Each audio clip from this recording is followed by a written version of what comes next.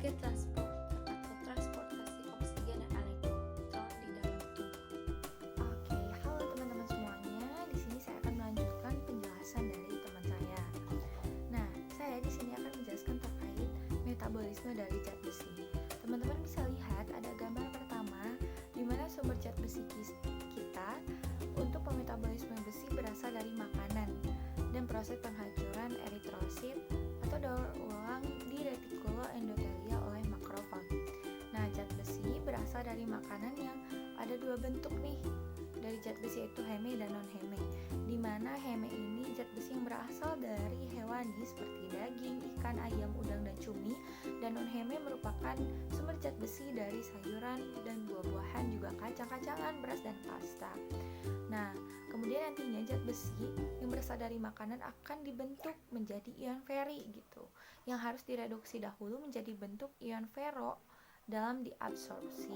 Diabsorpsi ini terjadi pada usus halus gitu.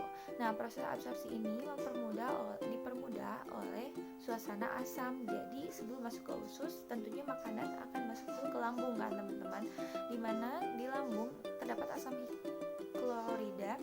hidroklorida yang diproduksi oleh sel parietal lambung, yaitu vitamin C juga, dan beberapa substansi seperti fruktosa dan asam amino.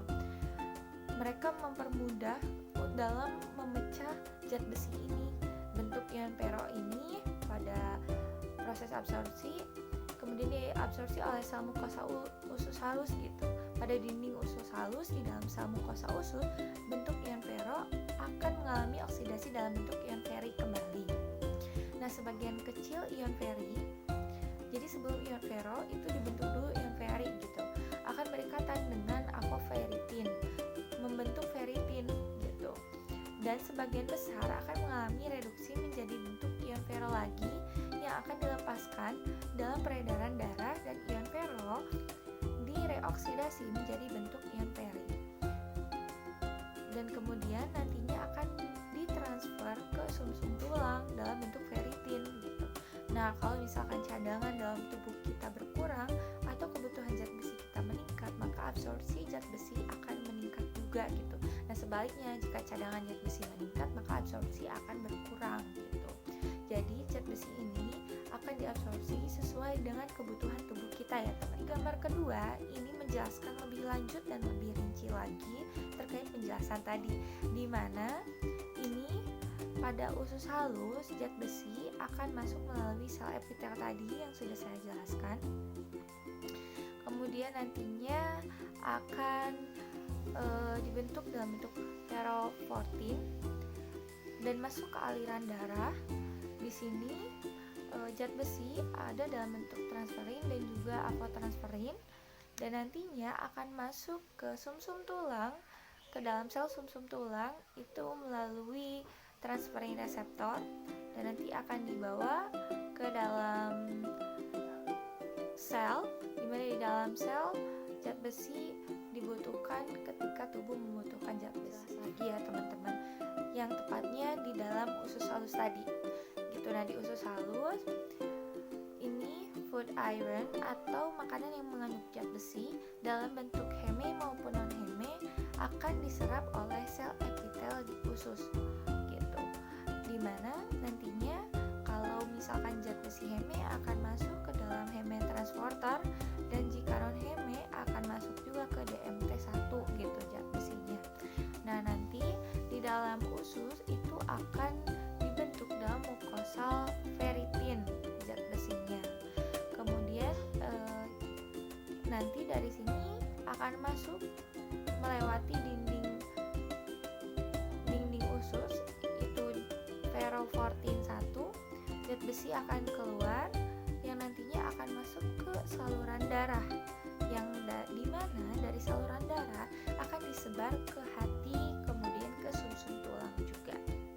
Ini ada gambar terkait skema penyebaran zat besi. Sebetulnya hampir sama seperti metabolisme zat besi, namun di sini dijelaskannya secara lebih mudah mungkin ya teman-teman.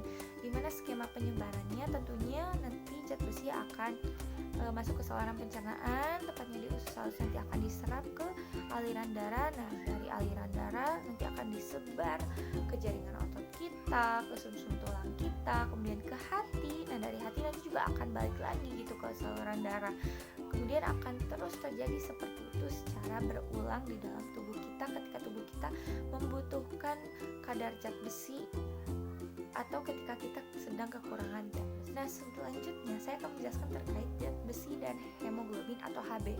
Nah, jadi zat besi ini merupakan unsur yang sangat penting dalam pembentukan Hb, teman-teman. Di mana dalam tubuh zat besi mempunyai fungsi yang berhubungan dengan pengangkutan, penyimpanan, dan pemanfaatan oksigen dan berada dalam bentuk hemoglobin, mioglobin, atau serum. Nah, untuk memenuhi kebutuhan pembentukan Hb, sebagian zat besi yang berasal dari pemecahan sel darah merah akan dimanfaatkan kembali nih, dan kurangnya harus dipenuhi dan diperoleh melalui makanan atau asupan oral kita, teman-teman. Jadi taraf gizi besi seseorang sangat dipengaruhi dari jumlah konsumsi makanan yang mengandung zat besi yang kita konsumsi gitu. Jadi bagian yang diserap melalui saluran pencernaan, cadangan besi, dan jaringan ekskresi dalam tubuh kita.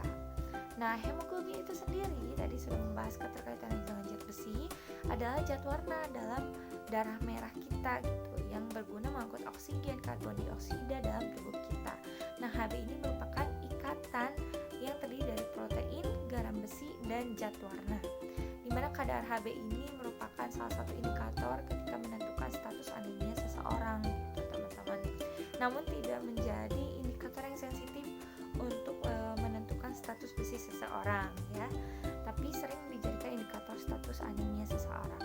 Nah, selanjutnya itu ada sintesis hemoglobin, di mana di slide selanjutnya itu ada kekurangan dari zat besi, di mana kekurangan zat besi ini tanda atau gejalanya itu yang pertama ada anemia, kemudian wajahnya pucat, lemah, letih, lesu gitu, kurang nafsu makan, dan rendahnya kemampuan belajar mungkin pada usia pelajar, kemudian kemampuan kerja pada usia produktif, dan menurunnya kekebalan tubuh. Karena kan itu tadi sebagai pengangkut oksigen, dimana oksigen dibutuhkan dalam metabolisme tubuh kita ya kan.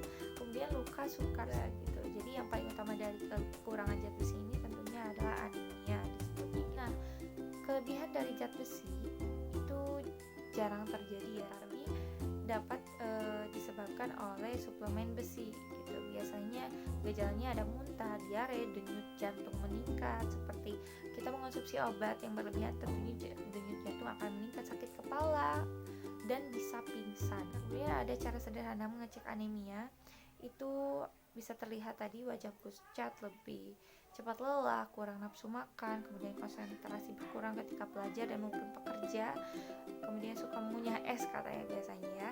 Namun ada juga tes sederhana lain ketika mengecek seseorang terkena anemia atau defisiensi zat besi atau tidak. Biasanya terlihat dari mata, kelopak mata ketika dibuka seperti ini. Ketika kekurangan zat besi itu warnanya akan lebih pucat di dalam gitu. Kalau ketika cukup zat besi warnanya akan merah. Kemudian pada kukunya itu biasanya tipis ketika seseorang terkena defisiensi zat besi atau anemia. Interaksi zat besi dengan zat gizi. Yang pertama, vitamin C dapat meningkatkan absorpsi zat besi dalam usus serta transportasi besi dari transferin ke periferi yang ada di dalam sumsum tulang, hati, dan limfa. Vitamin C dengan zat besi membentuk senyawa askorbat besi kompleks sehingga larut dan mudah diserap atau diabsorpsi. Untuk selanjutnya yaitu zat besi dan protein. Nah, protein ini dapat mempertahankan tekanan osmosis darah. Interaksi zat gizi yang dapat menghambat penyerapan besi. Yang pertama, asam fitat yang terdapat pada gandum, kacang-kacangan, polong-polongan. Untuk selanjutnya, asam oksalat yang terdapat pada sayuran seperti bayam, bit, kale, ubi, dan ketan. Pada kacang-kacangan seperti pada kacang tanah, okra, almond, dan mede. Lalu pada buah-buahan seperti belimbing, alpukat, jeruk, anggur, dan kurma, serta pada gandum, kakao, dan pemanis stevia. Pada polifenol terdapat pada bayam, brokoli, apel, dan mangga. Selanjutnya pada asam fosfat terdapat pada daging ayam,